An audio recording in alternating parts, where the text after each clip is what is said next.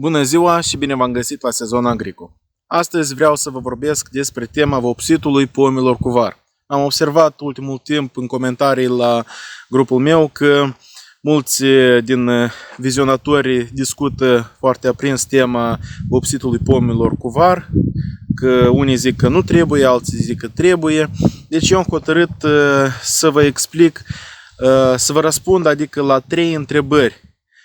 Pentru ce vopsim cu var, când vopsim cu var și de ce vopsim cu var. Evident, ați înțeles că eu sunt adeptul vopsitului cu var. Deci, prima întrebare, pentru ce vopsim cu var? Dacă ați observat, sau poate n-ați observat, dar vă spun cu siguranță există acest fenomen, fisuri pe tulpinile pomilor. Din ce cauză apar aceste fisuri? În luna februarie-martie, când temperatura aerului ziua crește, iar noapte crește brusc, uneori până la 10 grade, iar noaptea scade brusc, din această cauză apar aceste fisuri.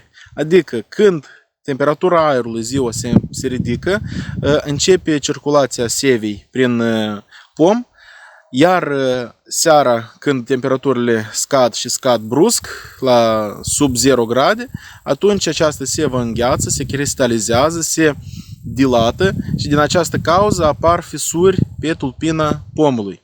Acolo unde scoarța pomului este cel mai lemnificat, atunci acolo apar aceste fisuri.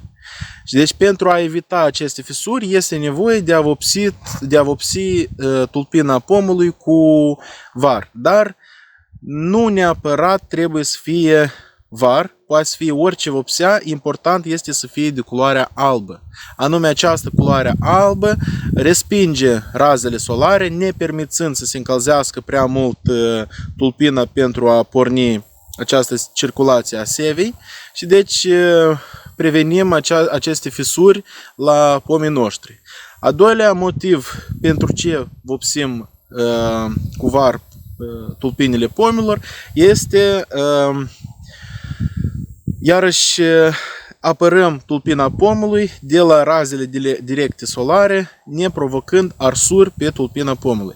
Aceasta deja se referă mai mult la perioada de vară, atunci când temperaturile sunt foarte mari.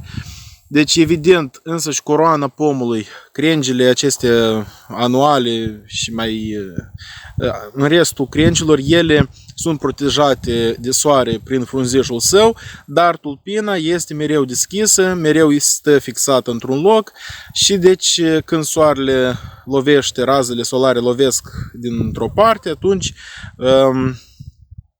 tulpina noastră este deschisă absolut razelor solare. Iarăși vopsim cu culoarea albă pentru a respinge aceste raze solare, pentru a nu provoca arsuri din cauza acestor raze solare.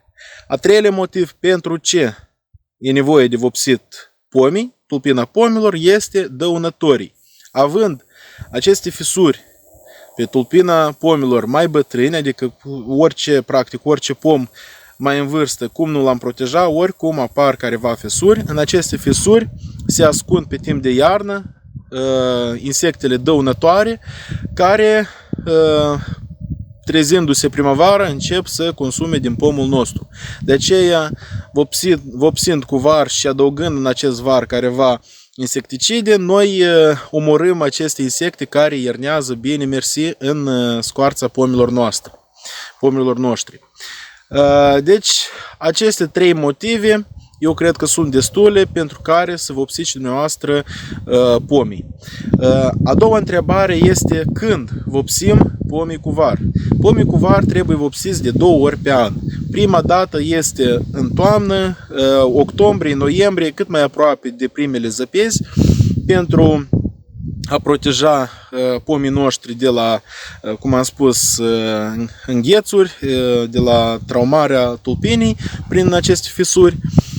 Iar a doua vopsire se face în primăvară, fiindcă evident după perioada de iarnă, după zăpadă, după ploi, după ninsori abundente, varul nostru se spală de pe tulpină și deci înnoim acest var în primăvară, care iarăși va menține culoarea aceasta albă până în toamnă viitoare. Și iarăși repetăm. Deci 2 ori pe an se vopsește pomul cu var.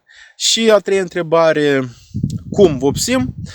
Evident, cel mai simplu, cel mai ieftin, cel mai practic este să vopsim var simplu, var stins. Se stinge varul în proporții de 1 la 1, adică 1 kg de var, 1 kg de apă, se stinge aproximativ 12 ore până temperatura lui scade. Cum am zis, vopsim ori doar cu var simplu, ori procurăm careva vopsele speciale pentru vopsirea tulpinilor. La noi în țară foarte mare succes îl are grădinarul, care mă folosesc și eu, dar de ce anume este mai bine totuși să cumpărăm careva vopsele, fiindcă ele conțin și careva fixativ, care fixează acest var pe tulpină și nu se spală atât de ușor. Dar fiți atenți, citiți ce scrie pe această cutie cu vopsea, fiindcă dacă este pe bază de cretă și practic nimic altceva nu are, să știți că după o ploaie, două se spală toată vopseaua. Vedeți, citiți atent să aibă careva adeziv, ori dacă nu, adăugați dumneavoastră careva adeziv. Unii am auzit că folosesc cleiul pentru tapete. Deci aici vă las la dispoziția voastră alegerea cu ce amestecați această vopsea sau acest var pentru a fixa mai bine pe tulpină. Plus la toate, acest var mai protejează și de la rozătoare, de la iepurii care ne mănânc scoarța pomilor. De aceea, în acest var sau în această vopsea este binevenit de mai adăugat și niște nisip fin. Numai că când vopsim trebuie mereu agitat varul ca nisipul acesta să nu se lase pe fund. Deci acest nisip, el îi deranjează rozătoarele în momentul când ei rod scoarța. Gustând un pic, ei nu le place fiindcă deranjează dinții și lasă pomul și pleacă mai departe, adică protejăm. Sau se mai adaugă careva preparate pentru a provoca un miros neplăcut, iarăși pentru rozătoare. Cum ar fi, de exemplu, criulină, dacă cine cunoaște, cine a lucrat cu oile, pare mi se folosea împotriva păduchilor la oi.